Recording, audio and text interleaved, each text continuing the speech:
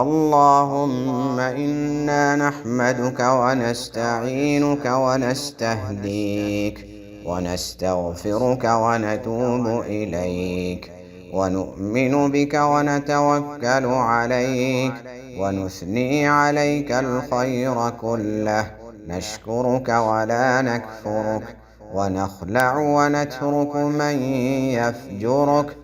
اللهم إياك نعبد ولك نصلي ونسجد، وإليك نسعى ونحفد، نرجو رحمتك ونخشى عذابك، إن عذابك الجد بالكفار ملحق.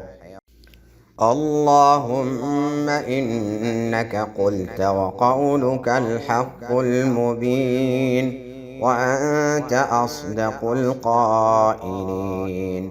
صدق الله. قل صدق الله فاتبعوا ملة إبراهيم حنيفا، ومن أصدق من الله حديثا، ومن أصدق من الله قيلا.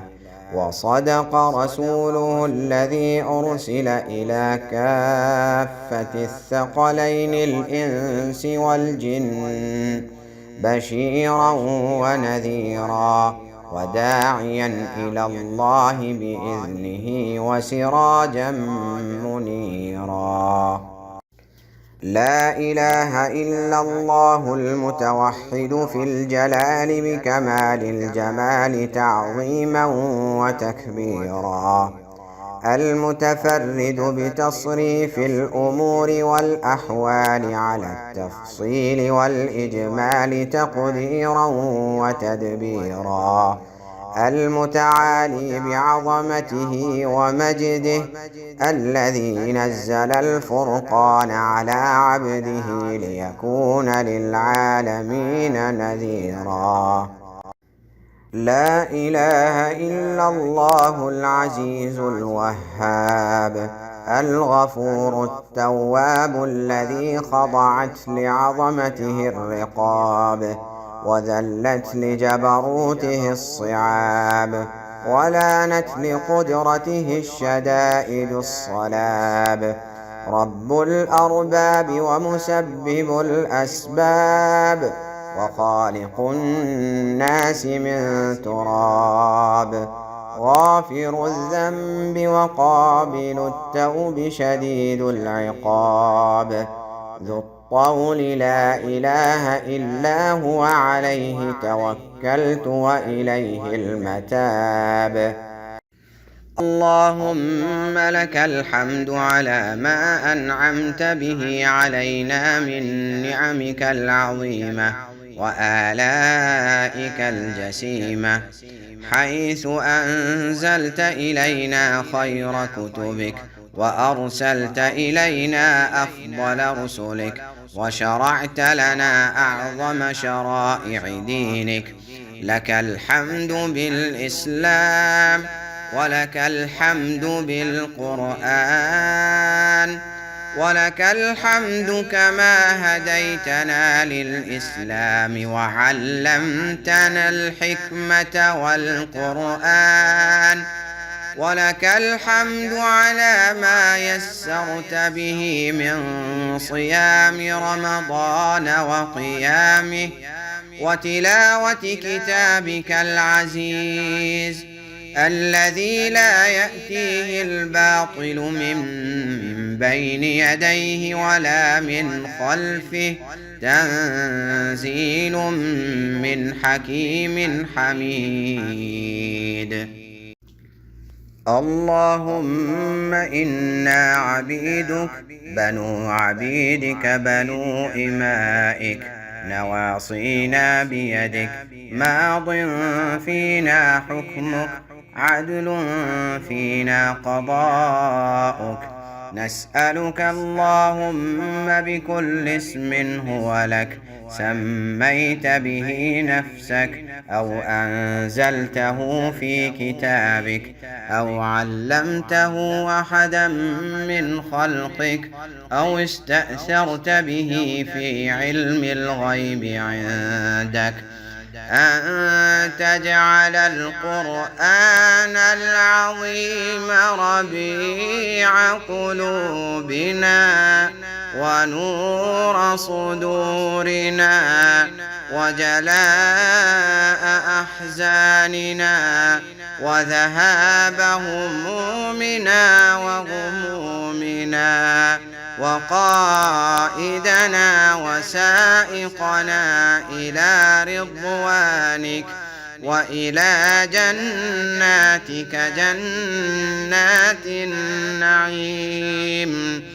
اللهم اجعل القرآن العظيم لقلوبنا ضياء ولأبصارنا جلاء ولأسقامنا دواء ولذنوبنا ممحصا وعن النار مخلصا.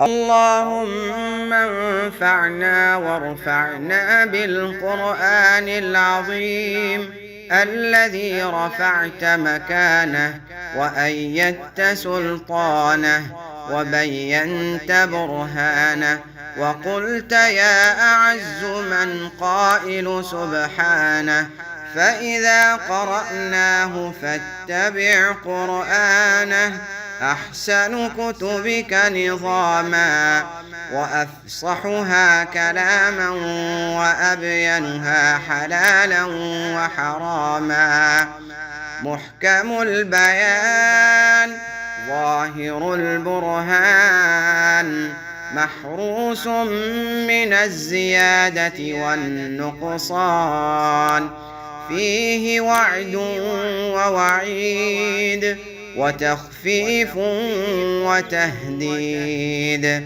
لا يأتيه الباطل من بين يديه ولا من خلفه تنزيل من حكيم حميد. اللهم اجعلنا من أهل القرآن الذين هم أهلك وخاصتك يا ذا الجلال والإكرام. اللهم ذكرنا منه ما نسينا وعلمنا منه ما جهلنا وارزقنا تلاوته آناء الليل وأطراف النهار على الوجه الذي يرضيك عنا. اللهم اجعلنا ممن يحل حلاله ويحرم حرامه ويعمل بمحكمه ويؤمن بمتشابهه ويتلوه حق تلاوته.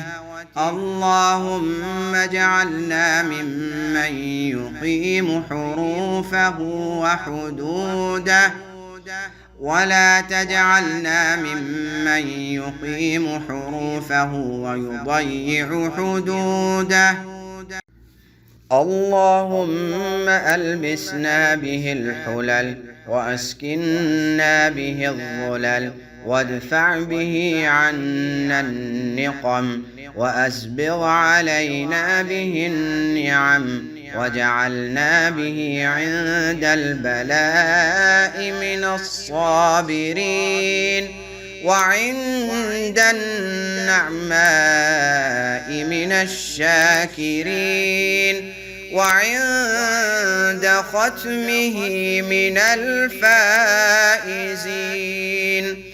ولا تجعلنا ممن استهوته الشياطين فشغلته بالدنيا عن الدين فأصبح من النادمين وفي الآخرة من الخاسرين. اللهم اجعلنا ممن يقرأ القرآن فيرقى ولا تجعلنا ممن يقرأ القرآن فيشقى. اللهم اجعلنا ممن يقال له اقرأ وارتق ورتل ورتل كما كنت ترتل في الدنيا فإن منزلتك عند آخر آية تقرأها. اللهم اجعل القرآن حجة لنا ولا حجة علينا يا أرحم الراحمين.